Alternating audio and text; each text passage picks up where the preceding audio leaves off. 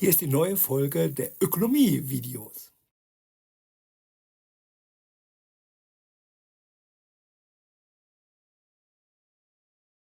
So let's talk about something pretty wild. What actually happens when a country decides to, well, fire its central bank, ditch its own currency, and just go all in on Bitcoin? It's a move that's about so much more than what's in your wallet. It really challenges the very idea of what money is supposed to be.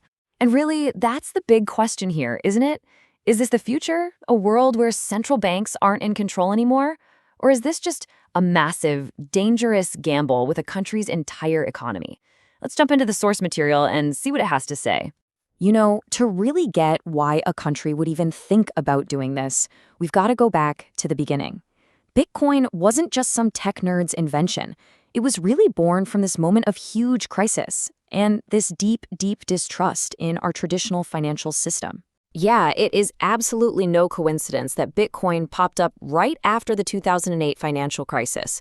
I mean, trust in the whole banking system was just shattered. So Satoshi Nakamoto's goal was simple, but it was also revolutionary. Create a way for you and me to exchange value directly, to cut out the middlemen, the very banks that had just failed everyone so spectacularly. So this idea didn't stay a tech thing for long. A whole ideology started to build up around it. And one of the most important voices pushing this argument forward is Saifedean Ammous, who wrote the famous book, The Bitcoin Standard. It basically lays out the entire case for this decentralized world.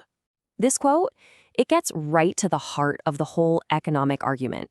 What folks like Ammous are saying is, look, history shows us the same pattern over and over. When a government is in charge of the money, they just can't resist the urge to print more of it. And that, they argue, is basically a secret tax that just eats away at the savings of regular people through inflation. And Bitcoin's solution to this? It's incredibly simple, but also totally radical: a fixed supply. That's it. Unlike dollars or euros, which can be printed forever, the Bitcoin code says there will only ever be about 21 million coins, period. It's a system that's designed to be completely immune to that political temptation to just turn on the printing press. But look, this isn't just about spreadsheets and inflation charts. The argument goes way deeper. It's profoundly political. For its biggest champions, when the state controls money, money stops being a reward for hard work and creating value, and instead becomes a tool for political power, a reward for just being loyal to the government. All right, so theory is one thing, right? But what happens when the rubber meets the road? What happens when these ideas get tested in the real world? Well, in 2021, El Salvador became the very first country on the planet to make Bitcoin legal tender, turning an entire nation into a giant real-time case study. On the surface, President Nayib Bukele sold this as a truly visionary move. The goals were huge: bring banking to people who'd never had it, roll out a digital wallet called Chivo, attract a ton of foreign investment, and basically rebrand the entire country as this cool, tech-forward place. And to get it all going, every citizen who signed up got $30, just like that. And what was the big problem they were hoping to solve? Well, this number, it just says it all.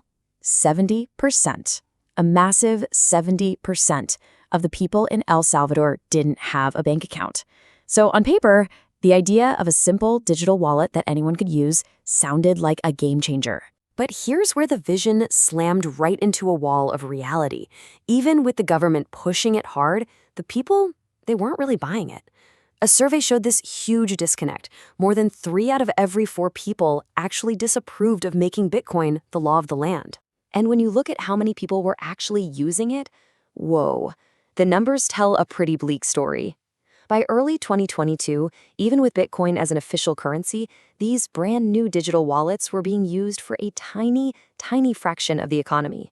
Just 1.6% of all transactions. For buying groceries, for paying bills, people just weren't using it. So you've got this massive gap between the dream and the reality. Wallet signups just fizzled out. And I mean, how can you have universal access when only about half the country even had internet? But maybe the biggest irony of all was that the government's Chivo wallet actually held onto the user's private keys. That completely goes against the whole point of Bitcoin, which is owning your own money. The dream of decentralization was being delivered through a completely centralized system. And look, it's easy to point at El Salvador's execution and say they got it wrong. But the issues here run a lot deeper. They actually shine a spotlight on these fundamental problems that economists have been warning about for a long time.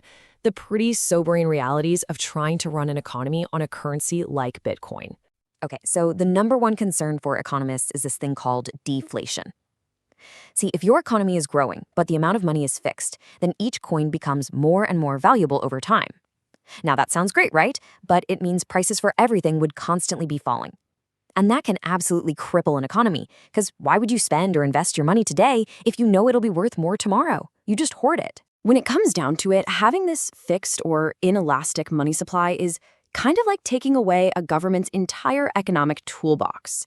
You can't lower interest rates to fight off a recession. You can't quickly get funds together for an emergency, like a natural disaster or a pandemic. That very flexibility that Bitcoin supporters hate, well, that's exactly what most economists say is an absolutely critical feature for any modern financial system. Okay, so if the pure Bitcoin state currency model is proving to be this hard, where do we go from here? Does this mean the dream of digital money is dead? Not quite. The whole conversation is just shifting. It's evolving beyond Bitcoin and looking at other ways to do this. And yeah, El Salvador wasn't the only one to try this. The Central African Republic gave it a shot too. But honestly, a lot of the energy now is shifting to something else entirely: stablecoins. These are digital assets that try to fix the crazy volatility problem by pegging their value to something stable, like the US dollar. The catch is, stablecoins just trade one set of problems for another. The whole thing creates this new dilemma that boils down to a single word: trust. Is every single one of those digital dollars really backed by a real dollar sitting in a vault somewhere? Because if people even start to doubt that, you could trigger a digital bank run that could threaten the whole system. The risk is so big that a lot of people see only two ways this ends: either heavy government regulation or, and this is the ironic part, central banks just end up issuing their own digital currencies. And so, here we are, right back where we started, with the most fundamental question of all. After looking at the theory, the real-world tests, and all the criticisms, the debate really comes down to this: what should money be? Should it be a tool that's controlled and managed by the state for what it sees as the stability of everyone? Or should it be a tool of the people, totally decentralized and free from anyone's control? The answer we all settle on is going to define the next chapter in the story of money.